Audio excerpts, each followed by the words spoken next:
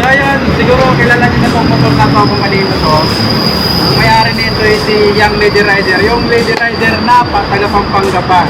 So maingay daw kasi naka-install sa kanya na muffler. Ayan o.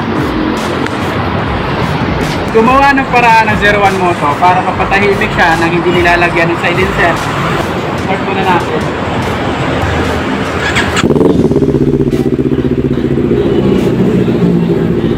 Grabe yung ingay, no? Paparinig ko sa inyo kung paano na tumatahimik. Meron siyang sikreto. Ingay nyo. Ayun, no? Wala na kayo maririnig. Palakasin mo.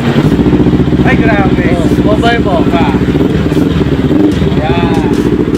So, naaamay siguro kayo o nagugulat siguro kayo dahil napapatahimik ko sa bigla. Ito yung sikreto niya. Yun yung sikreto kung bakit napapatahimik siya bigla. At ito yun. Yan yung nilagay ng 01 Moto. Ayan. At dito lang siya ihilain, no? Ito yung ito yung controller, parang choke controller. Kumbaga sa carburetor meron ganito. Ayan, no. Ito, ayan, no.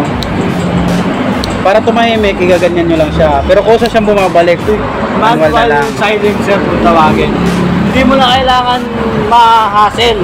Kasi pag di-remote, pag nakakita ka ng checkpoint, hanapin mo pa yung remote mo. Ngayon, alamin mo pa kung saan pipindutin. Mga ilang pindot pa bago mo matahimik. Eto, pag nakakita ka ng checkpoint, tulak mo lang ng ganyan, yan, tatahimik na siya. Kung gusto nyo, punta na kayo dito sa 01 Moto.